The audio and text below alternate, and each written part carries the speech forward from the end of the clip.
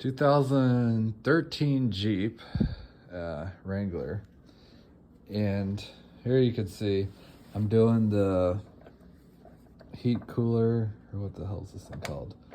Oil cooler housing or oil filter housing, same thing, whatever you want to call it. Here's the old one. And this one had already been changed once, I could tell, and as you could see, the part that goes in there was missing the gasket, or not the gasket, the O-ring. I don't know if it melted off or burned off or popped off when I pulled it off.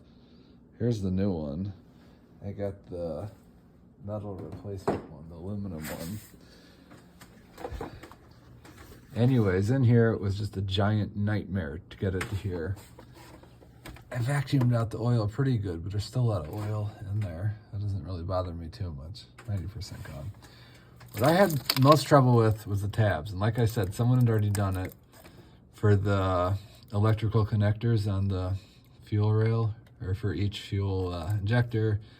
The red tab was ripped off of this one, ripped off of that one, ripped off of this one. Or no, I ripped this one off getting it in there, or getting it out.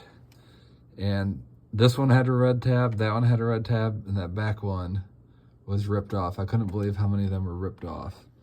Those were the only injectors I had a problem with. The PCV hose back there cracked, and now I'm just gonna use a flexible hose to replace that. Other than that, this is the horrible design by Chrysler. Hopefully me switching the aluminum to the plastic one works. Yeah, it looks like it's already been done once before on this Jeep. It looks like someone had everything apart.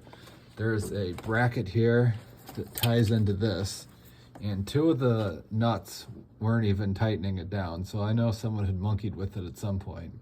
That and all the fuel injectors having the red tabs, or fuel injector plugins having the red tabs ripped off, really leads me to believe someone worked on this before.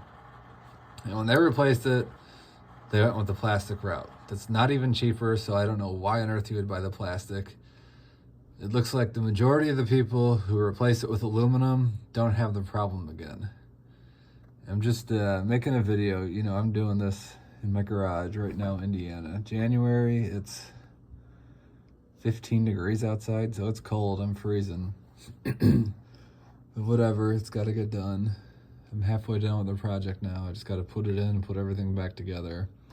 It was leaking like crazy. I've never seen such a big oil leak. My wife let it idle in the driveway for 20 minutes, and then she pulled away, and underneath it there was about a half a quart of oil on the driveway. This is just a horrible design by Chrysler, or Jeep, or whoever you want to call them. Okay, if you have any questions, I usually respond to the comments.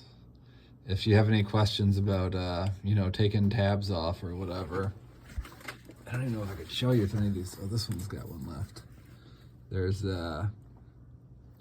this red part, mine was so brittle that they were all either previously cracked off from someone else, and I cracked one off myself. This slides up, the red tab, and then you push in right here. Those were the hardest to get off. I had to take this little mounting bracket that goes to the valve cover off just to get access to everything.